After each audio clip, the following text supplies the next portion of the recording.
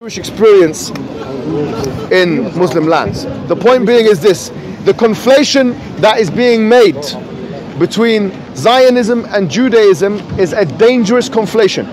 And if the Muslim community make that conflation and as a result of it start to badger and to attack and to try and cause intolerance to the Jewish community, believe you me, you have not only betrayed yourselves, but you have betrayed the Prophet Muhammad sallallahu alaihi wasallam, and you have betrayed Islam.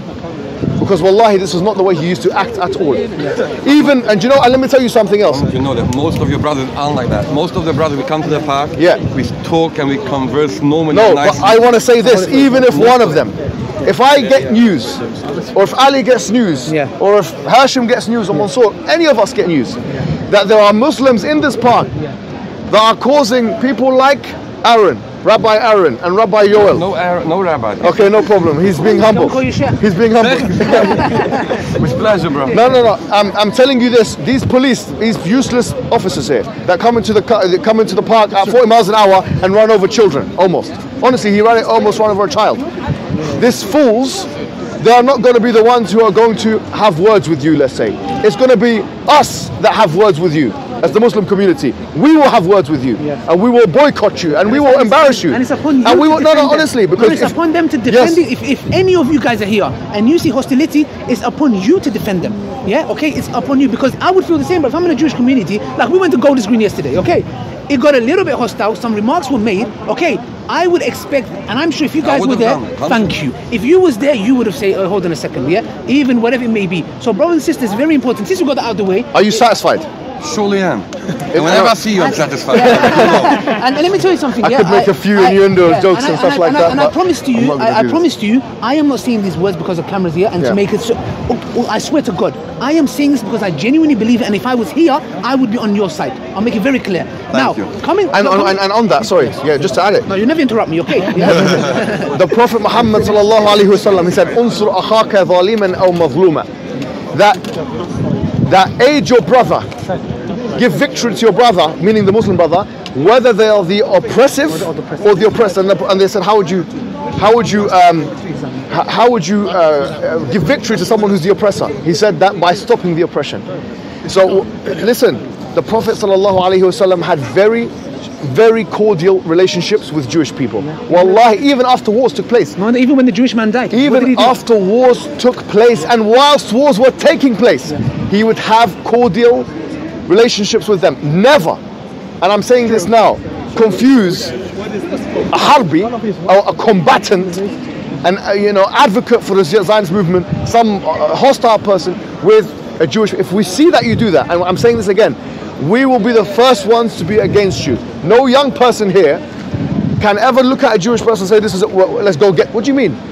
You wouldn't be doing that if you knew that he would, if they had something on them, if they were not outnumbered.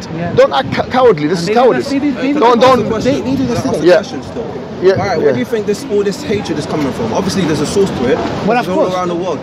Where do you think this? We'll come to this, brother. But I wanted to engage with the. Exactly. Yes, exactly. So we're going to answer your question at the end. Remind us. We'll have questions. What we want to do is the interview. So the question on the matter of Israel and Palestine. Yes. Because look, even if you're pro, we want to have a discussion. So hijab, because this is. Let's start, Mohammed Hijab. I want to ask you. Start the discussion with your. We're going to make it fast because I'm going to run. But the simple thing is, as I spoke to the Sheikh before, I said the main point is we have to speak to each other and not about each other, and not focus on the media, and focus, as I said, to YouTube, all our followers, because then you'll have the full comments and everyone badging their own side, or on Twitter you just talk about yourself. As long as we speak to each other, we talk to each other, and you hear the other side, then we agree far more than we disagree. And we can do this here. They will not be doing it over there right now, okay, for obvious reasons. This is our, do you know what we're looking at here could be something which changes societal momentum across the world, because we have to bring back a state of normality and peace. Honestly, I'm not just saying that as lip service. I mean this because based on how this conversation goes, honestly, it can make a difference between life and death. Some Zionist or some terrorist or whatever maybe might get angered and aroused and then start doing something which in the name of Judaism or Zionism or Islam, whatever it is, that will take us 10 years back. So what I'm saying is, I just want to ask you now, what is your view on the issues? Just generally, open question. An open question is simple. Condemn violence, condemn death, and it should hurt me and you for every innocent person or even a combatant, because they only combatant because they see no future. They don't understand the other side. They don't understand each other. And if they would only talk and find a way to work each other's problems out and understand each other's aspirations, then, as we have spoken many times in the past, we'd understand each other and see how much we would really agree. And I'll take it a step further. I think that the fact that there is this belief in the world that Jews and Muslims can't get along is an imperialistic thing from colonialist power like Britain, who brought it to us to believe that dividing and conquering people is the way forward. Do you agree then that, as the UN says, and Human Rights Watch and all of these organizations, that the actions of the Israeli government have not only been disproportionate, but they have been catastrophic for the people of Gaza, and they have been unwarranted in the sense that the damage that has been done has been something which really can't be undone, and unfortunately has caused more problems in the Middle East in that area? To what extent would you agree with this? There's a lot of questions in this one. There's a lot of questions to put together. Right. The simple concept is, if we're going to talk about what's happening now without going into the reason cause behind it, then it is, yes, to look at the current form. If you're going to look simply at numbers or you're going to look at the reason, then yes, it is something that is bad. No one wants a house blown up, no one wants even a dog hurt in the side, not in Gaza, not in Jerusalem, not in Al-Quds, no way. Definitely, everyone would agree with that statement. But if you're going to go back, and we're going to take it a step backwards, and we're going to just go, first take facts, and let's work with that, and work our way forward, and then work on our aspirations to understand the two aspirations of two people. Right. So, and I believe that these two people could live together, maybe in two states or even in one state. Okay, let's talk about facts, right? Because the facts are that 25 days before Hamas even launched a rocket, 25 days before that happened, Al-Aqsa compound was stormed. And Vice News has done a very good piece on this. You can watch it, it's a 20-minute piece. And in that, they show that actually Al-Aqsa was stormed. There was bullets being fired, tear gas being shot, people were being dispersing. You see women bleeding, okay? And of course you have Sheikh Jarrah as well. And Sheikh Jarrah is, and this is very important for people to understand. According to the UN, this whole East Jerusalem area is not under Israeli, part of Israel, for all intents and purposes.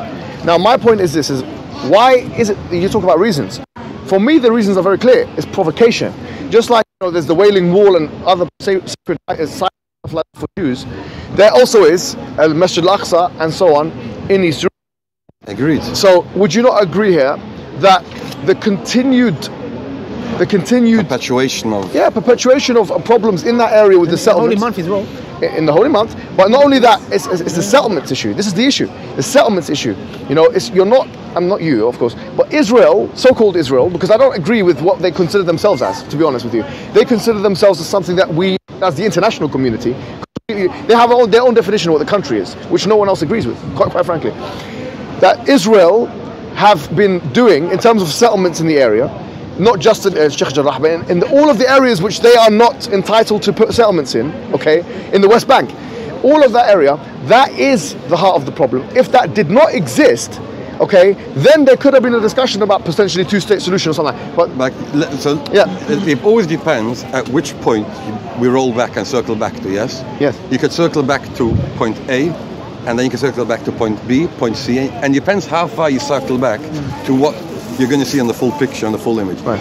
So what do you have to remember something as follows. Right, go on. The Zionists in Israel, yes, they don't see themselves as oppressors. I'm talking from their perspective. If you're going to meet a Zionist, they're not going to see themselves as oppressors. Do you consider yourself a Zionist?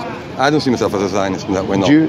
It depends again what the definition of Zionism is. Right, as somebody else before, this brother, what do I believe in? You say free Palestine. What does the word free Palestine mean? Is it an anti-Semitic verse or it's term or not? So explain to him it depends as well what the term means to entitle, which part of it. So it always depends how far you're going to circle back. Okay.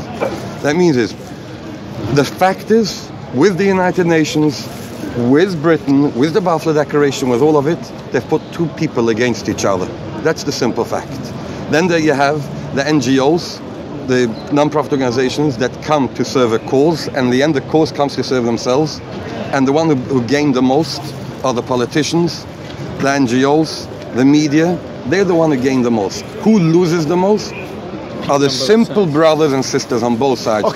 Children and women, and never mind even children, simple adults are the ones who suffer. But you know, can I just, I'm so sorry. You know what it is? Yesterday when we went to Gold Screen, and we had a van, and we were just showing images of what's happening, and to me, look, it's be it Israeli kids or not, but we came across a very disturbing comment, which was like one of the people there said that they brought it on themselves. Yeah, so one guy said that today, I think. But you're seeing something totally different, and we went there. We didn't go there to be hostile. Police came in like, bruv, it's like they were there, bruv. They just vanished and appeared in 2 seconds. And they came, and the thing is... But Ali, brother, you know that it's a charge time, yes? So people who don't know you and don't know Muhammad Hijab, and he looks quite intimidating, even if we know that he's a cuddly bear, but then people always go on the offensive. That's the nature. But we didn't do anything offensive. No, I know you don't have to do anything offensive. The charge, the automatic charge that you have in society today is the fact it's been after the car that drove past,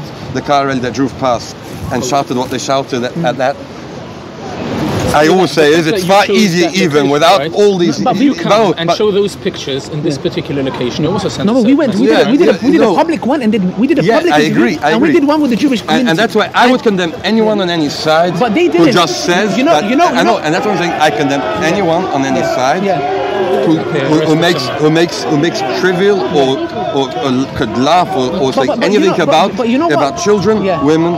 Anyone at all, and that I would agree 100%. Your tone, look, this is what I'm saying. We went there because I want to distinguish. But I'll tell you why I have this tone, because we have met each other and we know that we come in peace. Look, we want to get back to the point. Yes, but even otherwise we're going to discuss. Even if I'm going to give it back, even if I didn't meet you, when it comes to the killing of children, someone walked past the van and said, "Is that Afghanistan?" I want to go back. I said, "No, that's a terrorist state, Israel." Because if you're going to walk up and say, "Is that Afghanistan?" You know that he wasn't being cynical. He was probably pointing out the fact that a lot of times there are pictures in circulation. There are pictures from many years ago or from different locations that are being circulated on social media or even by prominent people. But he's insulting us by saying it's Afghanistan. Which are just he knows this is Israel.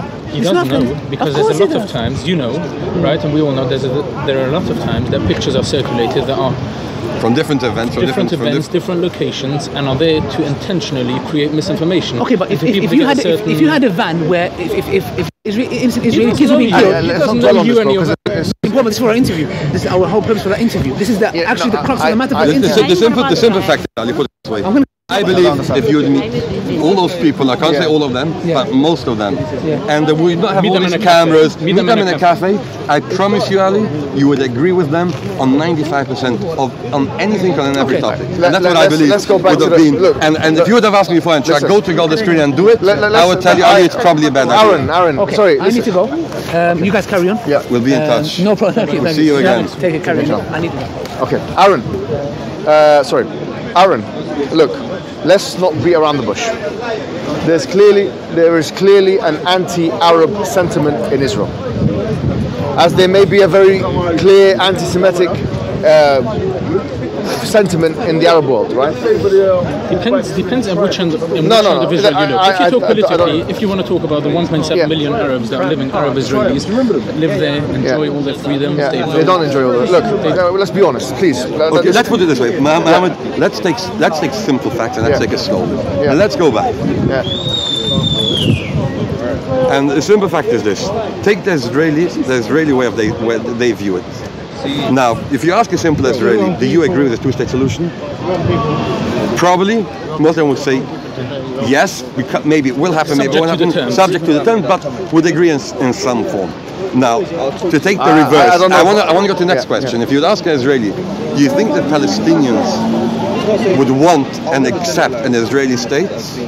Their belief, I don't think it's true, their belief would be no, they don't. And they would back it up with simple arguments as follows. They would say that from the creation of the State of Israel, for example, in 1948,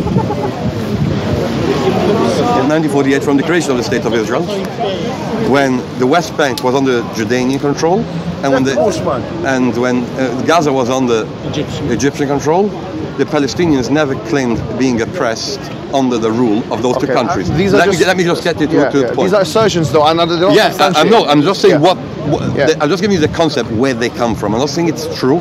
I'm just giving you the background from the way they see it.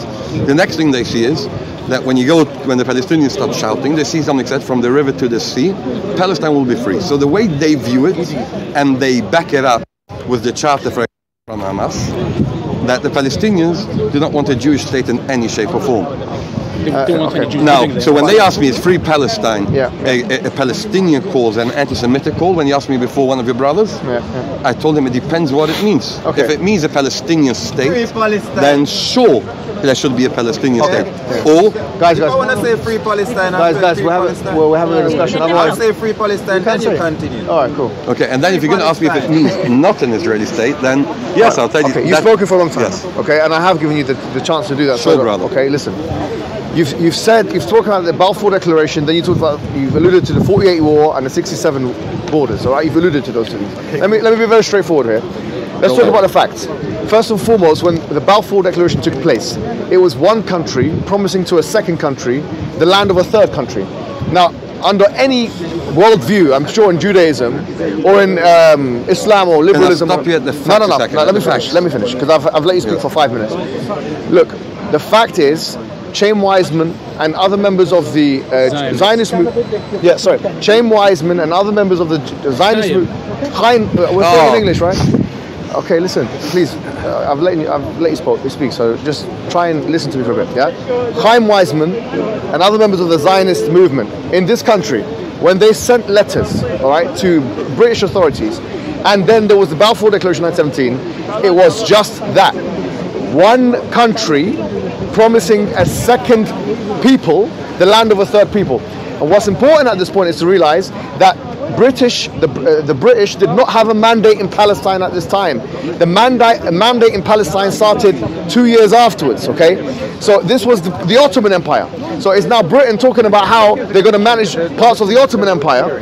This isn't, by all intents and purposes, not even colonial. This is hyper-colonialism. You're talking about a country you don't even have under your colonial control. And you're promising that country, which you don't even have in your colonial control, to another people, you see? I don't see how in any way, shape or form anyone can justify, well, this is somewhat legitimizes the state of Israel. If you look at a book, for example, The Struggle for Palestine, written by a Jew, Hurwitz, it's a classic book on this topic. You'll see in the 30s what happened, okay? In the 30s, what happened is that there was a immigration of the Jewish population into what is called Israel today, and obviously it was a Palestine area.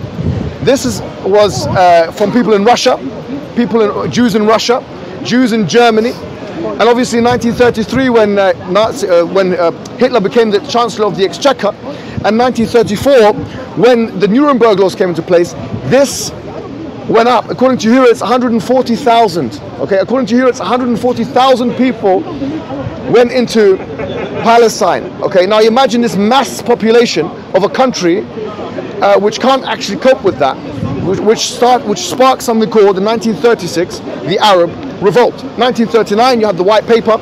Okay, and then you had terrorist activity. We talk about Hamas, but let's not forget that you had terrorist activity by the Irgun and by the Haganah and by Levi, and that terrorist activity was rewarded by the British Empire, which in 1946 culminated, of course, in the King David hotel bombing, which was the targeting of civilians.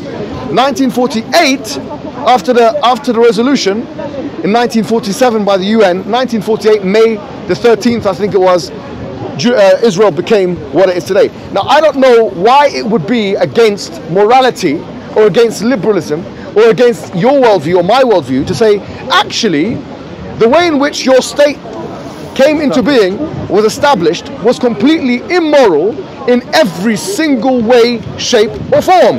The only thing you guys really have to say about that is that, well, we were there in 70 AD. No, you weren't. They weren't there. Okay, just calm down for a second, please, bro, please. Okay, you were there 70 AD. There was a siege of Jerusalem, very well known. Hebron, the king, and so on. Now we talk about ancient history. Here, the Normans were here. You know, when we talk about Hastings, let's talk about the fact that the Romans were here. Okay, there was the Gallic, what's it called? The Gallic Wars or whatever, before Christ. So some Italian guy comes and says, we're Roman, we have rights to Britain. This is the ridiculous nature of the claim. No one makes these. You have to understand, guys. No one makes these claims except for Zionists. Understand that. No one legitimizes, okay, the status of a state based on the fact that there's archaeological evidence from 1,400, 6,000 years ago, whatever it was, 3,000 years ago, 2,000, whatever it was. Yeah? No one does that. Now, you guys are doing that. That's very well and good. But the point is, you have to understand, this is, for all intents and purposes, it's a catastrophic, yes, oppressive way in which a state has been established. I've made this example before, and I'll say it again. If ISIS, and I'm going to make an even more inflammatory comment today.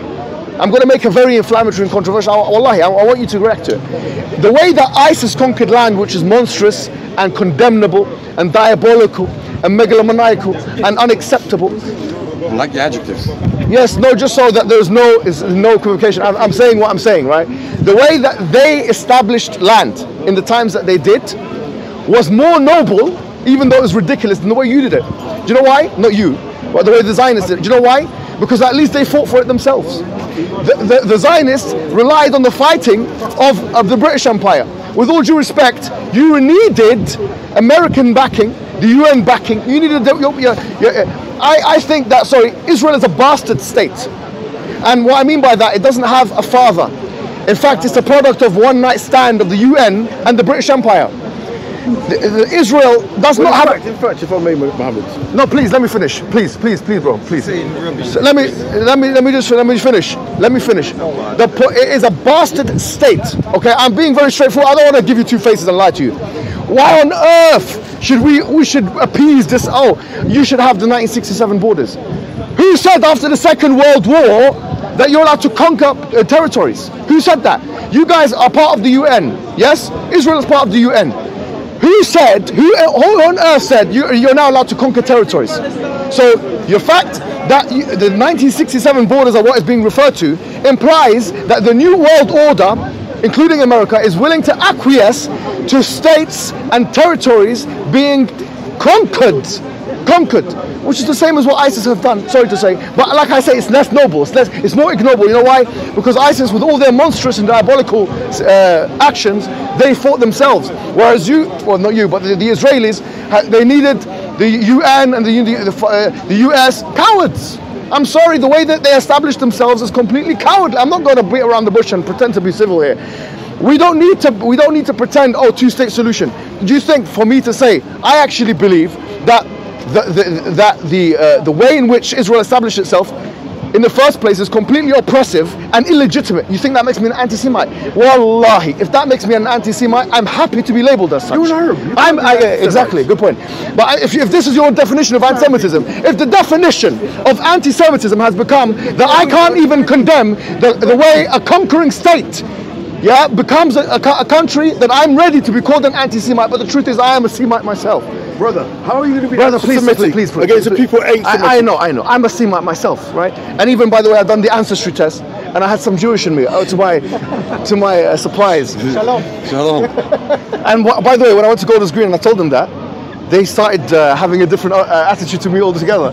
I was talking to them about these things, bro, you know. And then afterwards, I said, you know, I'd done an ancestry test, and I had some Jewish in me. They were like, oh. I saw the smiles on their faces. And honestly, this is the thing. No, before you go, I know I spoke for a long time. I'm going to let you speak back. But please, bro, I'm just saying this. This pathetic